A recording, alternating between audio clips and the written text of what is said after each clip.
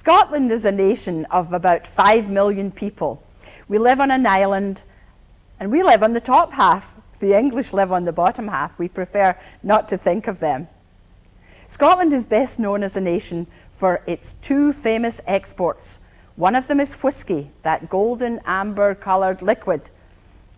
We package it up in bottles and cases, and we export it all over the world. Our other export is bagpipers. We package them up in kilts and tartan, and we send them all over the world also. We send them to places as far apart as Kathmandu and San Diego. You'll find bagpipers everywhere in the world. Some are Scots, some are not. Tokyo has a pipe band. Whenever you're around and you want to find a bagpiper, all you have to do is listen. The noise is very distinctive. And I say noise, not meaning it that way. To me, bagpipe music is the sweetest sound I've ever heard. My children go to sleep to it. I feel good from listening to it. However, bagpipes have been described as being a cross between a sick cow wailing and a cat being pulled and stretched. I'll leave you to decide. Bagpipes have been around for centuries. They were brought to Scotland originally by the Romans. However, they began their life as a pipe with a fixed reed, blowing air through the reed and making music. They gradually developed on till now. The bagpipe that's known as the bagpipe in Scotland is the Great Highland Bagpipe, which is comprised of 6 parts. There's a blowpipe, which you blow into. There's a chanter, which has holes in it, and placing or removing fingers from these holes causes the tune to be played. There's a bag. This is sometimes made of sheepskin or elk skin or a new fabric called Gore-Tex. There are 3 pipes or drones. They make the harmony that goes with the melody that comes out of the chanter. There are reeds in all of the drones, and there's a reed in the chanter. There are valves which causes the bag to stay inflated once the piper has blown into it. This is so that the piper doesn't have to continually be blowing. The bag is squeezed gently with the elbow and forearm to send air into the chanter and into the drones. So a bagpipe has various methods of being squeezed and sounded and blown and touched. And all together, out of it comes wonderful music. In the old days, the bagpipe was used as a weapon of war, and the English were scared of bagpipes, which sounds kind of strange to me. The bagpiper was an honoured person, and he went out to battle at the head of all the warriors, and they wouldn't go out without a bagpiper. He led them into battle, and he played them home at night. He led them into battle with a march, a rousing piece of music, which kept them all together, walking in step and feeling whatever they had to feel. He brought them home with a retreat, which doesn't mean that they had lost the battle. It doesn't mean that they were defeated. It means that they came home in an orderly fashion, having done well, but now it was time to return to camp. When they were preparing for battle and were staying in one place, getting ready, cleaning all their weapons and getting their food supplies together, often the warriors would dance. They would dance for 2 reasons: to keep themselves busy and to please the clan chiefs. The piper would play and the warriors would dance. For instance, they had a round shield which had a point spike coming out from it. They would turn the shield upside down on the earth, drive the spike into the earth to hold it in place. Then they would dance on top of the shield. This dance was called the Highland Fling, and we do it today. Only when contestants dance today, they dance on a stage, not on a spiked shield. The object was to stay inside this shield, which was probably less than 2 feet wide. The piper would play.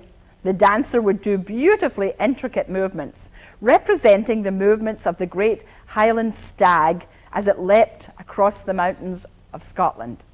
The arm movements of the dancer would be raised and curved to represent the great antlers of the king of the stags. This was proving how nimble, accurate, and strong the dancers were. They stayed in one spot and danced. Another dance was called Gilly Callum. Gilly Callum means sword dance in Gaelic. The Gaelic language is the old language of Scotland, unfortunately not used very much anymore. Gilly was dance and Callum is sword. This was done by at least one dancer, sometimes up to 8. The dancer would place 2 swords crosswise, one on top of the other. This meant that the top sword was balanced precariously. As the dancer danced his steps, he would go in and out of the spaces created between the blades and the hilts. If his foot touched the sword on top, then it could move. If it touched it too much, then it could send it flying off into the air, which meant that it was something serious in battle. They used the swords as an omen. If he touched it just a little bit, then the battle might go against them. If he kicked the sword and it went off the other sword, that was very serious. They could lose the battle. So you know that the warriors who danced had to be really agile and strong and nimble, because the clan chief wouldn't have liked it if the battle had gone against them. This was how they amused themselves and kept fit and busy. They also had other tunes that they played, the bagpipers. They played hornpipes and jigs and strathspeys and all sorts of music for dancing. But around the 1600s, a family called McCrimmon created a whole new kind of music for the bagpipe. It was called pibroch. That is the English pronunciation of the Gaelic word, Pibroch. If I was to say it in Gaelic or spell it in Gaelic, it would not look or sound anything like that. Pibroch is the classical music of the bagpipe. It's played in a circular fashion. It's begun with a theme. The beginning theme is then taken and with different variations played on and around all the way back to the end, which ends with the beginning theme. This is to do with the Celtic belief that life is a circle, an eternal circle. So everything has no beginning, it has no end. And the pibroch, therefore, could go on forever. And in fact, some do play for 10 or 20 minutes. They're beautiful, haunting melodies, and I personally could listen to them forever. But I think the piper might get tired. So fortunately, they sometimes stop. Bagpipe music has continued throughout the world to this day. I have a daughter who plays bagpipes. She's never been in Scotland. She's 15 years old. She will go someday. Scotland, for her, is kind of like Mecca. She plays the bagpipes beautifully. It's a thrill to hear her. She plays for dancers. She plays in concerts. But most of all, occasionally, I get her to play for me. What evokes Scotland for me is a lone bagpiper standing on top of the castle wall, looking out at the majesty of the mountains, feeling the soft rain on their face, which is almost like a kiss, smelling the peat fires with the smoke curling up out of the little houses. That is Scotland for me, today, before, always. The music can be haunting, can be a slow air such as Amazing Grace. Most people are familiar with that one. But there are many other tunes which are just as beautiful. They can bring a tear to your eye, or they can quicken your heart as you want to dance. Bagpipes are good for celebrations and solemn occasions, such as a bride's procession to the altar, or a casket being laid in the ground. I love the bagpipe music. I could always listen to it. I wished I had been able to play it. As a child in Scotland, it was discouraged because I was a girl. I'm fortunate to live long enough to know that this discrimination no longer happens, and that we have wonderful women and men who play the bagpipes. We're honoured to have in the United States the world champion, Alistair Gillis. He is resident at Carnegie Mellon University, where he is the director of music there. Carnegie University is in Pittsburgh. Well, that's our name for it. Alistair said, since all the Americans call Edinburgh, Edinburgh, we can now call Pittsburgh, Pittsburgh. So we have rechristened the whole town. From now on, bagpipes will sound throughout Pittsburgh, played by Alistair Fraser. Listen the next time you hear a parade and the bagpipes go down the street. Think of the warriors of old and how they followed the bagpiper, sometimes to their death, but often to freedom and life.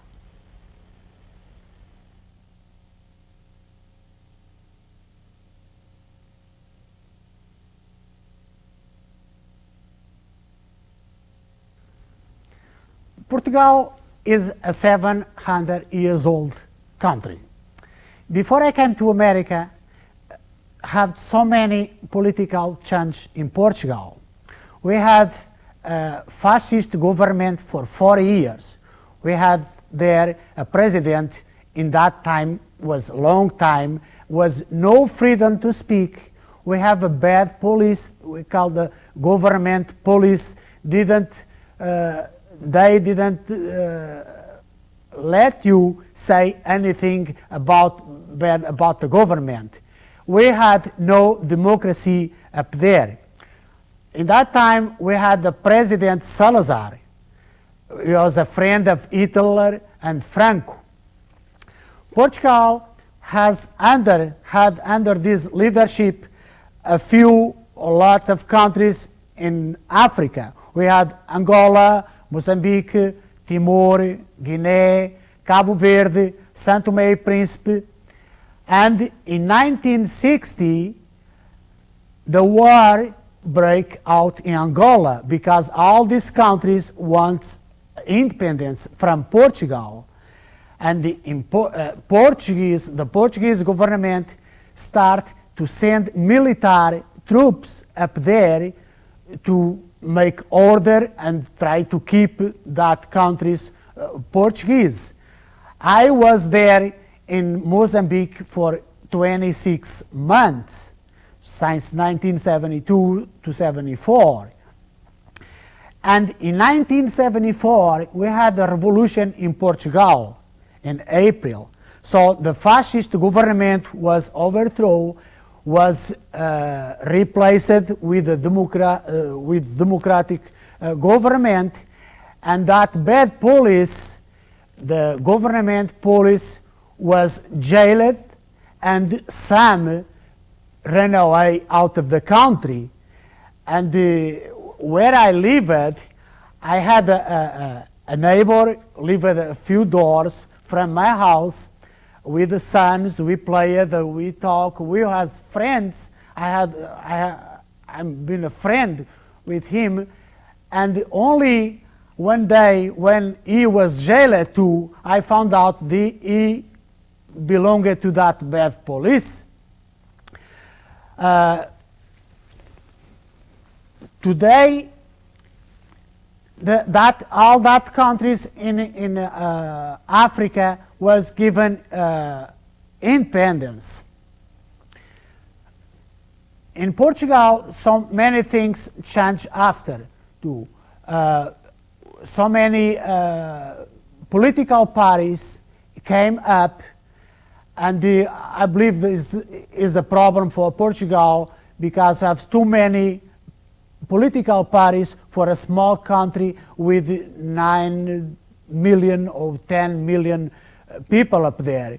Because if you have a family with father or mother or a couple sons, all of them have a different party. So I believe this is one of the problems.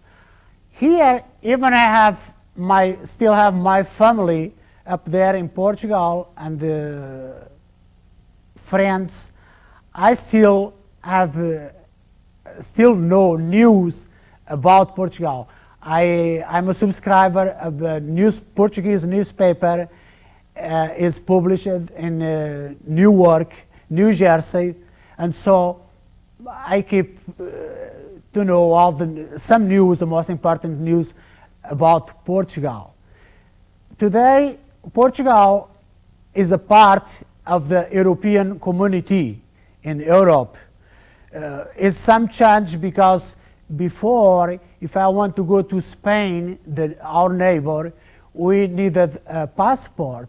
And today, you know, the frontiers are open and you are free to go to all of that countries, Germany, France, all these European countries.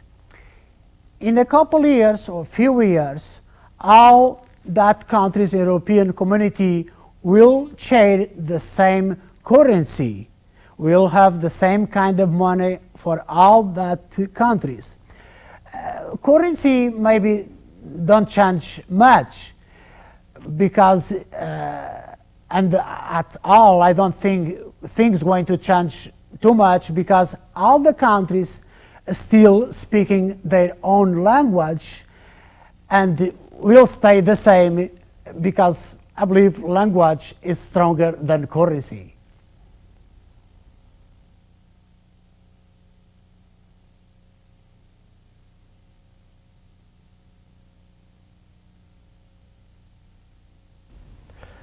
Hi, my name is Carlos Bunning, and I'm going to tell a story that occurred to me when I was about maybe 10 or 11 years old, and it happened to me when I was living in a town called Córdoba, Argentina. Now that's also the town where I was born and lived for a few years before I moved here to the United States. In any event, this is a true story that happened to me. It was, I think it was either a Saturday or Sunday afternoon, and I had a friend of mine come over and we were playing out in my backyard. At the time I had a little dog, a little Pekingese dog called Chester. And we're playing, doing our little, little kids games, when all of a sudden we heard machine gun fire outside the house. Well, being 10 or 11, you're just kind of like, wow, that's kind of cool, what's all that about? So we booked over to the front of the house, opened the door, and outside we could hear more gunfire, machine gun fire, and people running and screaming in terror. It wasn't the first time I'd seen something like this, because in Argentina, things like this happen not often, but enough to more or less people got used to it.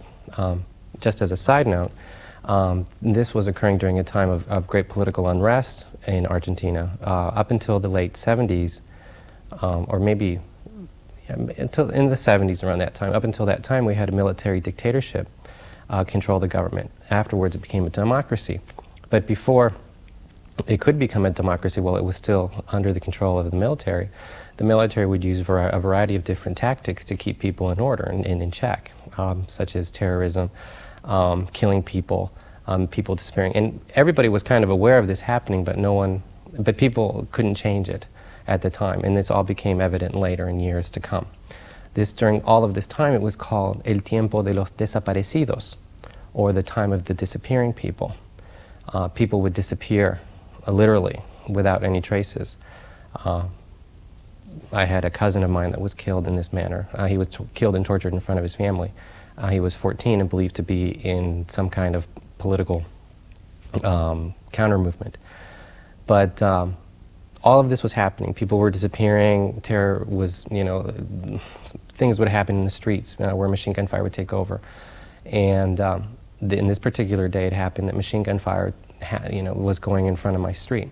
And as I'm watching, and now back to the point, I'm sorry, back to the story, when everything was, all the people were screaming and all that, I heard the phone ring. I ran to the phone, picked it up, and it was my mother. And I could hear and I could sense the fear in her voice as she was saying, they're there, hide, están ahí, escóndanse, or however, I can't remember how exactly she said it, but I could sense in her voice that she was really scared. Hung up the phone, grabbed my friend, closed the door, locked the door, put up a chair up against the door, went to the kitchen, and we took out all the knives in the kitchen. And with my dog, we went and hid in my parents' bedroom. We closed the door, locked the door again, and then hid underneath the bed. And it wasn't too long after that happened that we heard people walking on our ceiling or on the rooftop. And my dog is like screaming, and not screaming, but making yelping, barky little sounds that dogs do when they're little puppies. And as we were hidden underneath the bed, we could see outside, underneath the door, through the bottom part of the door. We heard what we think is a rope being thrown into, because we have an indoor patio. And soon after that, people coming into the house. How many people exactly came in, I don't know. Who they were, I don't know. We never saw them. But they did come into the house, and we could hear them going into every single room of the house, and through the atrium, the kitchen, the bedrooms. And we heard them approach our bedroom, where we were underneath the bed. And we heard them get to the door, try to open the door. They realized it was locked, and they never came in.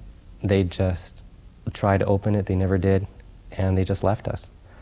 I'm holding my dog underneath because my dog's making all kinds of noises. My friend's terrified, and so am I. And just as these people came in, the same way they came in, they came out. And until this day, who they are, who they were, what they were doing, is still a mystery. But it's a true story. Thank God it doesn't happen very often now.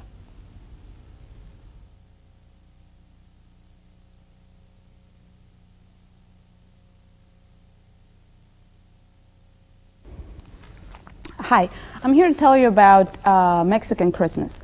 And when I say Mexican, I don't mean just the one night Christmas day. I'm talking about everything that's involved. And the celebration starts about a month and a half before Christmas Day. It starts with setting up the manger. Now the whole family gets together and sets up the nativity scene.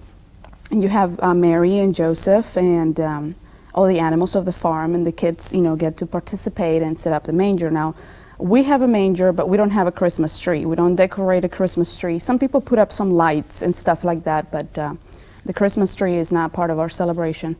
Then from that time on, you go to church every Saturday until Christmas Day. And those Saturday celebrations are called posadas. And what happens is the whole neighborhood goes to the church, and it has been arranged from before that each street or each section of the neighborhood will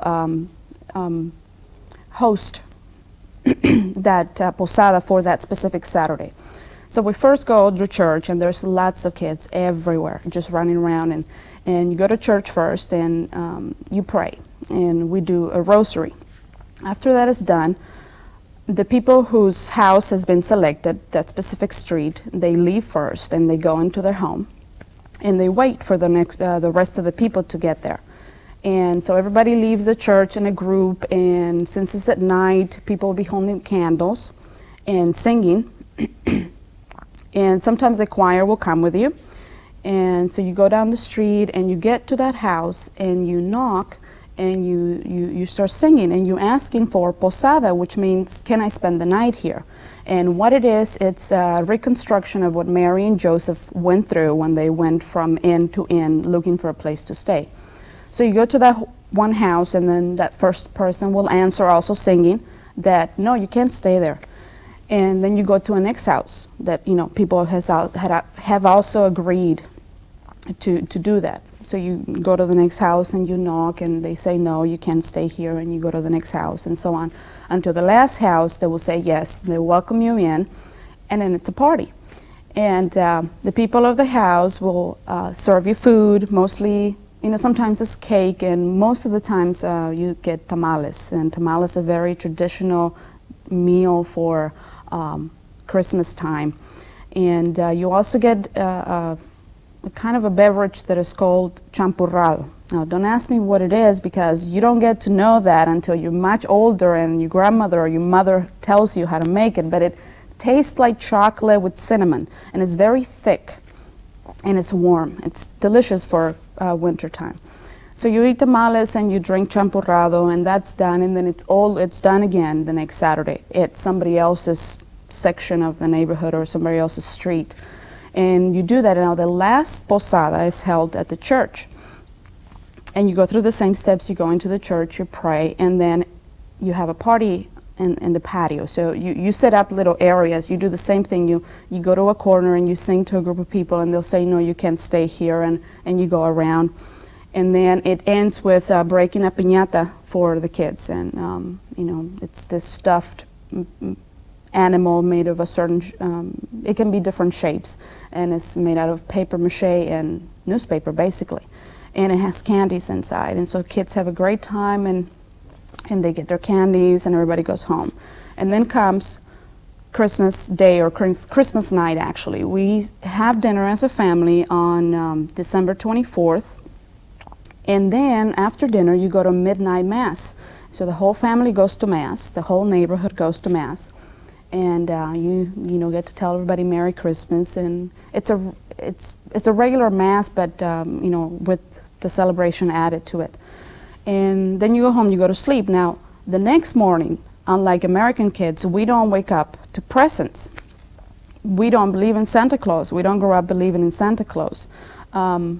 It's Christmas and everybody's happy, and baby Jesus has been born and he is added to the manger that night. But we don't get presents until January 6th, and that is called El Día de los Reyes, and it translates into the Day of the Wise Men, because in the Bible, the 3 wise men were the one that brought presents to Jesus. So all the Mexican kids get presents on that day.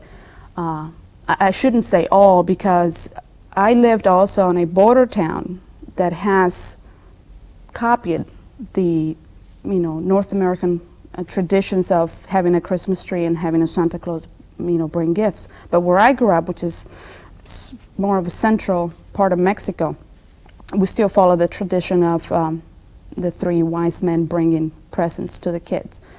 So on February the 6th in the morning, we get our presents. In the evening, we have another celebration in which mostly the adults, but kids are allowed. There's kids everywhere throughout this whole thing. Mostly the adults that will share a cake. Now, this doesn't look like a traditional birthday cake. It's actually a very plain tasting bread that it's shaped like a big donut. And it's got a little bit of sugar sprinkled on top, and pieces of fruit, mostly orange. And now there's a twist to this celebration. Somewhere in the cake, somewhere in this bread called a rosca, there is a toy, a baby toy, plastic toy, that has been baked into the bread, and no one knows where it is. And once you cut the bread and you distribute the pieces, the point is to find out who has the baby. But you don't want to be the one to have the baby, because it means that you have to host a party on February the 2nd. Now, I told you, this is basically for adults, but a lot of times kids are there. And so when the kids get their piece of bread, they start digging through the bread before they eat it to see if they got the baby. Now, parents start digging through their kids' bread to see if they got the baby, because if they did, then the parents are responsible for hosting the party. So someone gets the baby. Sometimes people try to hide it. They take it out of their bread, they put it on somebody else's bread, or they keep it on their mouth. They don't want to talk. They don't want to say that they have it. It's a big fun thing. So someone got the baby. So this person is responsible for having a party on February the 2nd. So you invite all the people that were there at this party, and then you invite neighbors, and you invite other family, other friends. Everybody goes to this person's house on February 2nd. And this is called El Día de la Candelaria. Now, I don't know what the translation of this would be, but it's a female name, and it's probably biblical, a saint or something like that. So this celebration on February 2nd has several purposes. You get together and pray again, do the rosary, go through the whole thing on your knees. It's kind of long. And then you pick up the baby from the manger. Now, the manger's still up from way middle of November until this day, February the 2nd. And this is the day where the manger gets put away. And so you pick up the baby and put him away in his box. and then the kids are allowed to bring the rest of the things, put them away. And during the prayer, you ask for the animals to be blessed. Now, a lot of people live in the city now, but back in those days, people lived on farms, so you wanted to ask that your animals were blessed and that were healthy and they reproduce so that your family did well throughout the year. You also ask for the seeds to be blessed so that you have a good harvest and there's plenty of food for everybody. And the last purpose of this party is to close all the celebrations, the Christmas celebrations that started at the beginning of December or middle of November.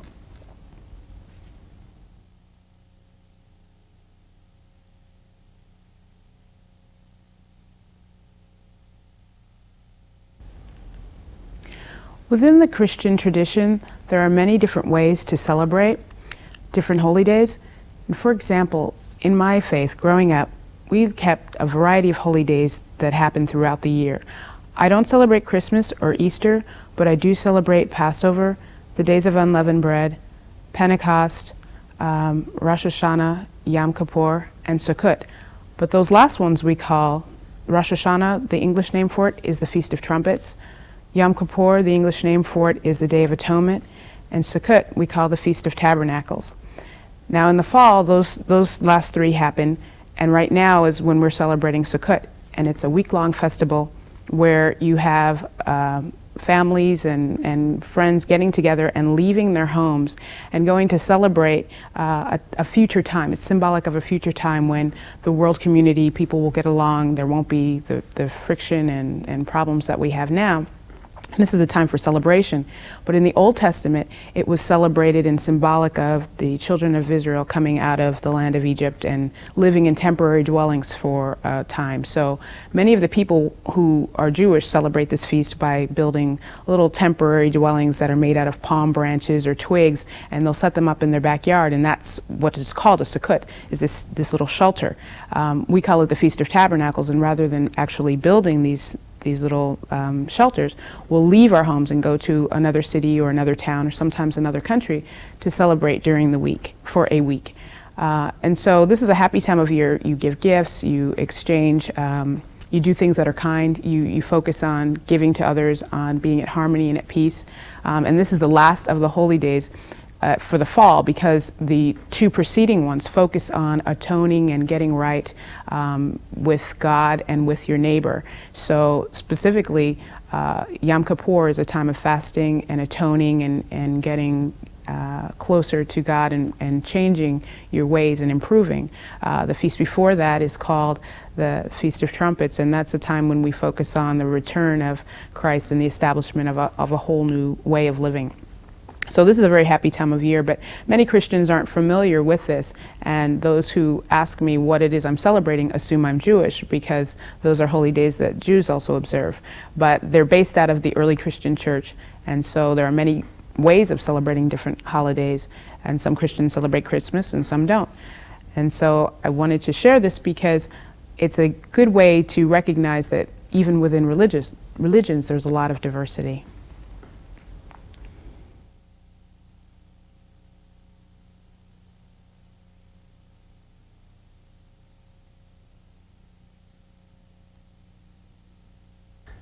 I moved from Portugal to United States in 1980.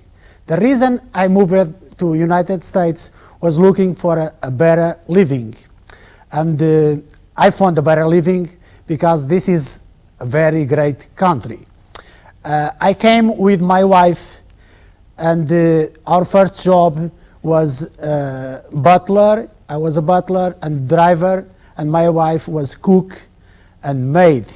We came to work for a senator, his wife, and the 3 sons. We liked the job very much, but it was very hard and difficult for us, the language, because when I came to America, I didn't know how to say good morning, and it was difficult when I have to go to shopping looking for food and don't know where I can find, beans, because I didn't know what beans means, because, we didn't speak English, nothing. And I have to call a couple friends, was here in America before me, and say, hey, where I can find this or that, or my wife, she cried for sometimes because she didn't know how to cook some things, fish or some kind of meat.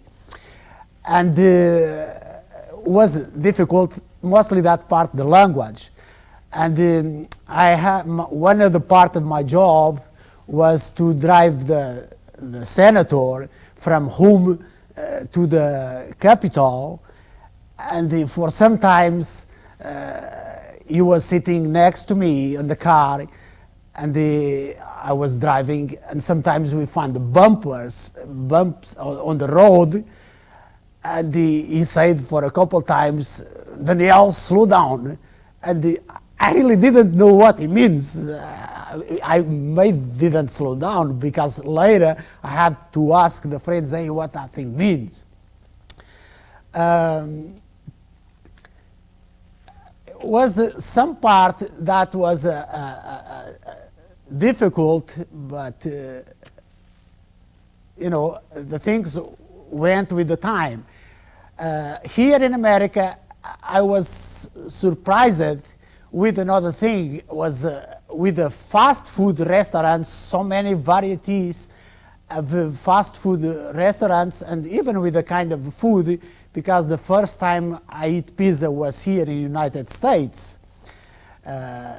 Now in Portugal, since Portugal now is on the European community, now we have some fast food restaurants like Pizza Hut or McDonald's and another names from European countries. Another thing I'm pleased here in America is with the service we get from different parts. Even if you lost your driver's license, you can get a new one easily, and they don't put difficult, so you don't have to wait for a long time like in Portugal. And like another thing here, it's easy to go to the store, you buy, and if you are not completely satisfied, if you don't like it, you go back, you exchange, or you can have your refund with no problem. Because in Portugal, you buy, you keep, because you have a problem for the exchange, no exchange. I take in my car, I have a car in Portugal, I take from here, from United States to Portugal for my vacations, and I take it 4 years ago and still not legalized because it takes so long. This is another big difference and surprised me, that service. Another thing I see a difference is on American people looks a little reserved, a little bit more than in Portugal. Looks like they're going to work, came home, and stay home. In Portugal, people going to the cafes, they can talk, they always find somebody talk for 5 minutes or an hour. They can talk from the balconies, from the homes, one home to another, on the streets, and it seems more social. Another thing I was surprised here, looks like the Americans move a lot. They don't stay in the same place for a long time. In Portugal, we buy a house, or we born in some city, we stay there forever, until die. Like me, I might stay in the USA forever.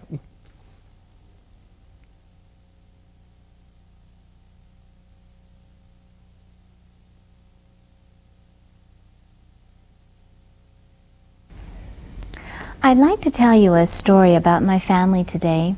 It's one that's shared by Japanese Americans who settled on the West Coast from Washington to California. On December 7, 1941, Japan bombed Pearl Harbor. President Roosevelt called that day a day of infamy.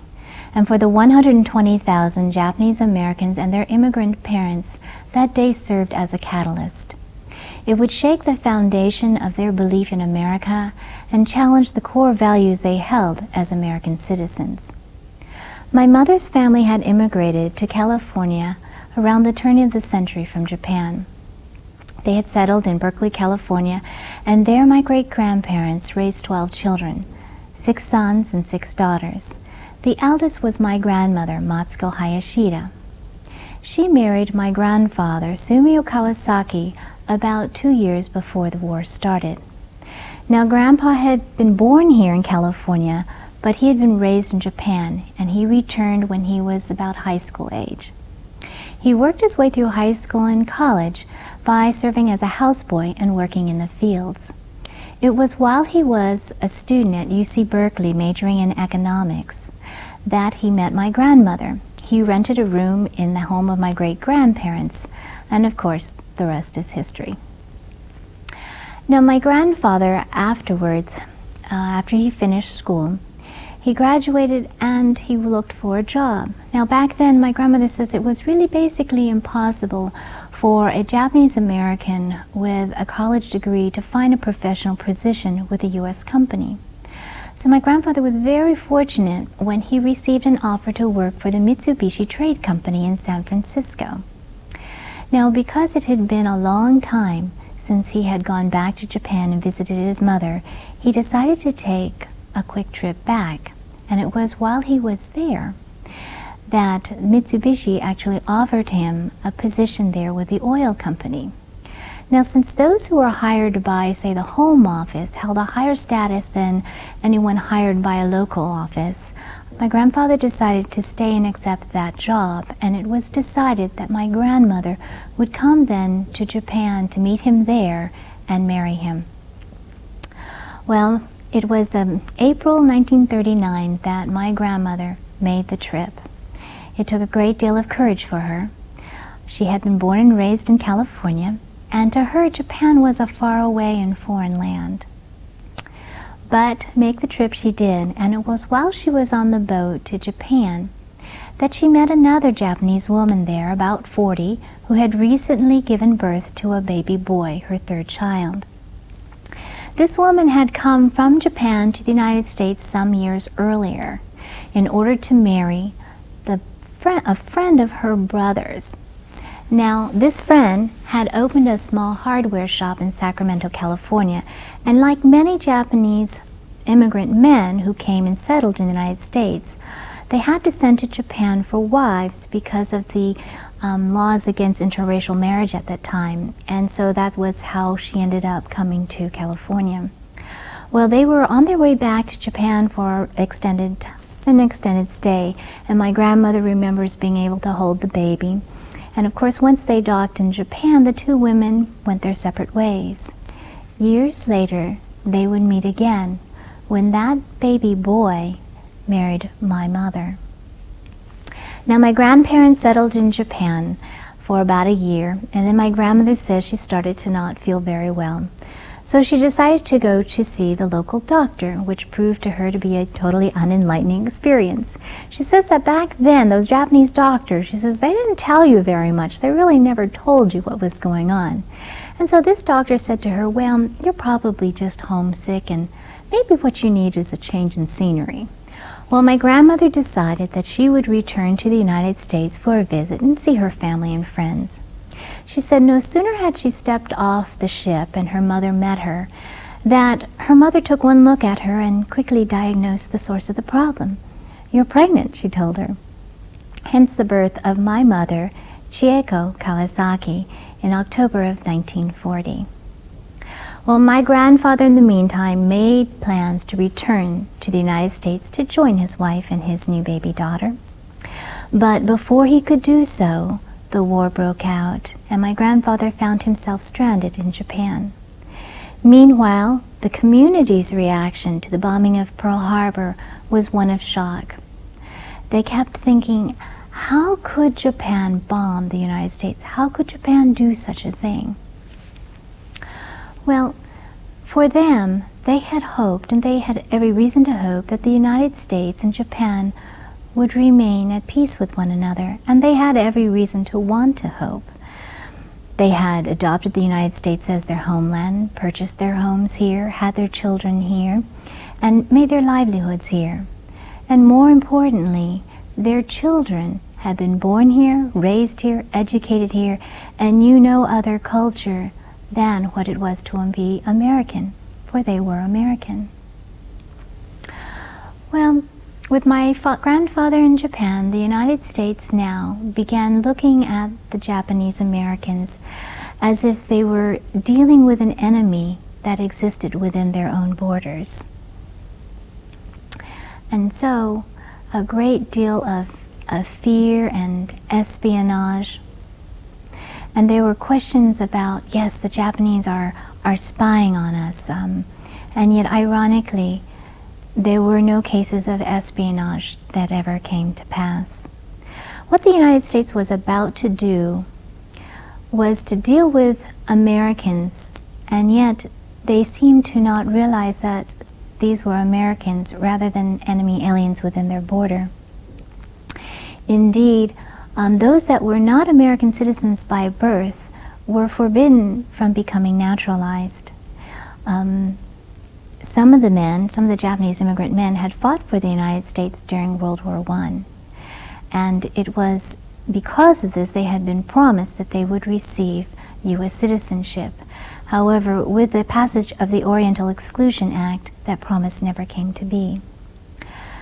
Well, on February 19th, 1942, President Roosevelt signed Executive Order 9066, which forced the evacuation and internment of all persons of Japanese ancestry living on the West Coast. And so it was because of that that within several weeks of the order, Japanese Americans had to dispose of their homes, their jobs, and their businesses. And by March 29th of 1942, my family found itself at the Tanfran Assembly Center, a temporary evacuation site until the United States moved them to permanent facilities. Ironically, the very attitudes that now forced the Japanese Americans into internment were the same attitudes that in Japan allowed my grandfather to continue to live and work.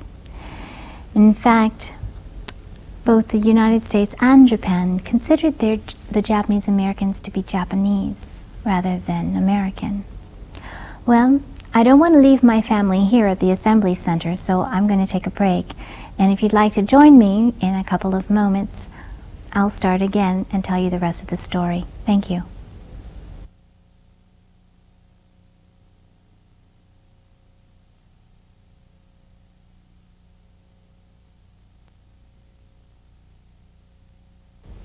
Well, we last left my grandfather stranded in Japan. But meanwhile, in the United States, it turns out that he actually fared far better than a number of the men here. Within 3 days after the bombing of Pearl Harbor, the FBI began showing up at homes throughout the West Coast, and they ended up taking about 1,300 of the men into custody. They were taken without being charged, without due process, without being told when they might return home, or if they would return home. You see, if you were a clergyman, a Buddhist priest, if you were a teacher of, let's say, the martial arts, you were considered under high suspicion of being a spy because you were looked at by the FBI as being a community leader. In fact, one man told me that he had been out of state at the time the FBI began their roundup, and his boss had been taken. Knowing that his boss's wife had no one to turn to, he tried desperately to re-enter California to help her, but he ended up being stopped at the border because, since he was of Japanese ancestry, the state was now closed to him. Unable to reach her, this woman, who now found herself alone, frightened, and living amongst a nation now swept up with wartime hysteria, this woman committed suicide and left behind her a note that simply read, "God bless America." My family, of course, by now was living at the Tanforan Assembly Center. Tanforan was actually the local horse race track. Linoleum had been hastily tacked down in the horse stalls, and whole families now found themselves removed from their homes and living one family to a stall, with the smell of manure still permeating every corner. There they would stay for the next 6 months. By September of 1942, they boarded a train under armed guard to begin the journey to an undisclosed location in Utah, and there they would stay until the United States decided to let them go. As the train pulled slowly out of Tanforan to begin the trip, my grandmother said she looked out the window and she saw a woman her age with her baby out for a walk. She said that the woman looked up at the trains as they passed, as rail car after rail car passed by her, and she saw thousands of Japanese faces at the windows. The woman wore an expression as if wondering what was going on here. And for my grandmother, it was at that moment that she realized that that woman could be out there going for a walk with her baby, and she could not do that simple thing.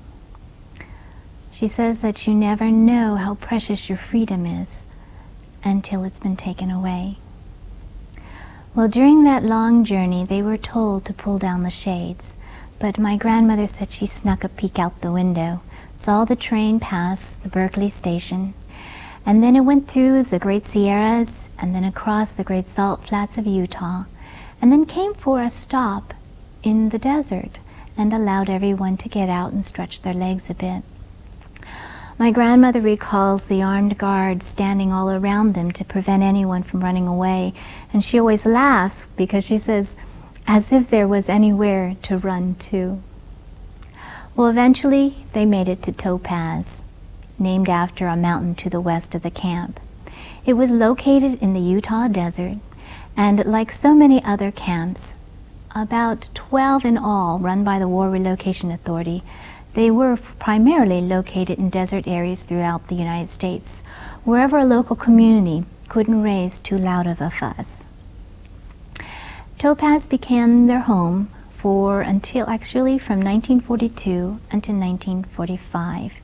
They lived in hastily built barracks of green wood that shrank in the desert sun and let in the dust during the sandstorms. But you know, not all of my family went to Topaz. My Uncle Tetz joined the U.S. military intelligence. You see, at the onset of the war, the United States found out that they really didn't know anything about Japan, had never been interested. Now, suddenly, they were at war with this country. Well, for those Japanese American men like my uncle, they were sent by the United States into the Pacific theater of the war, places like the Philippines and Saipan. They trained Japanese interpreters, interrogated Japanese prisoners to gather military intelligence, and it was these Japanese American men that broke the Japanese code that shortened the war with the United States. In addition, many of the men volunteered from the internment camps to serve in the army. They hoped that by doing so, the United States would realize that they were loyal citizens, that the United States was their nation too. Because of their race, they were segregated into the 442nd Regimental Combat Team.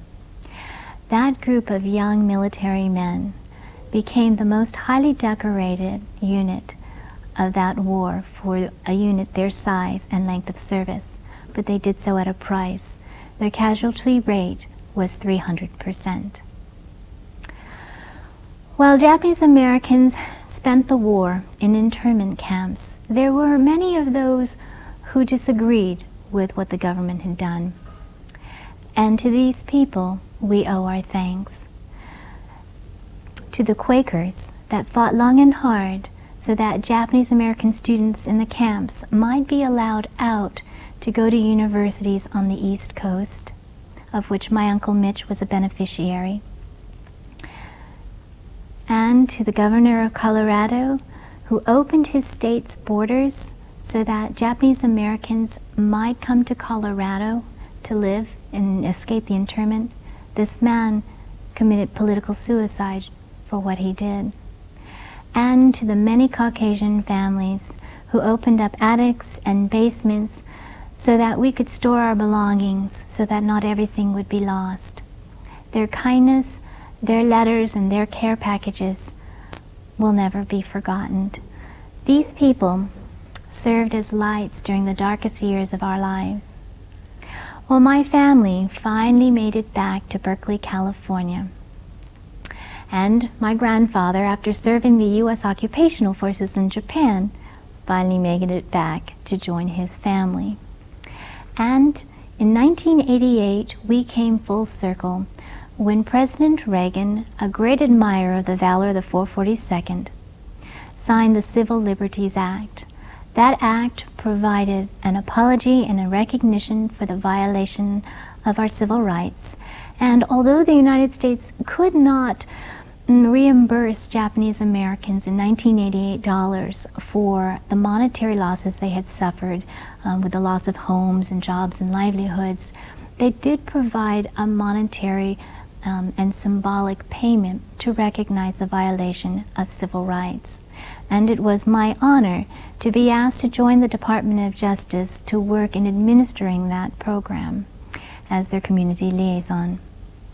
You know, we were fortunate that we did not suffer the horror of the Nazi internment camps in Europe, or the labor camps of Cambodia, and the generations of slavery faced by African Americans.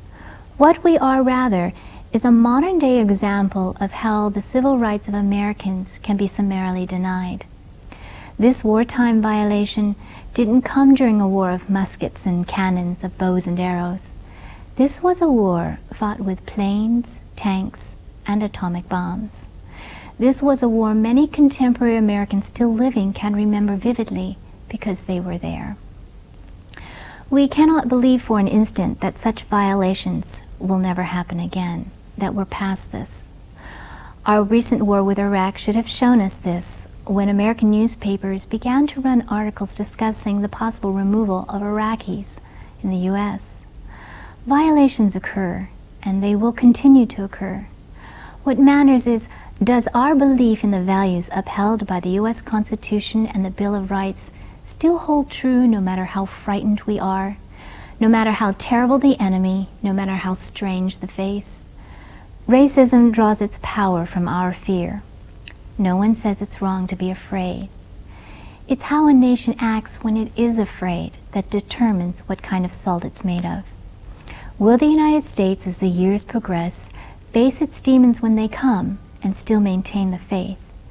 That answer lies in the actions of each of us as citizens, for we determine what our leadership may or may not do.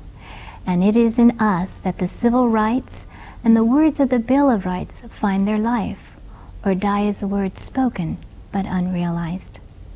Thank you for your time today, and God bless.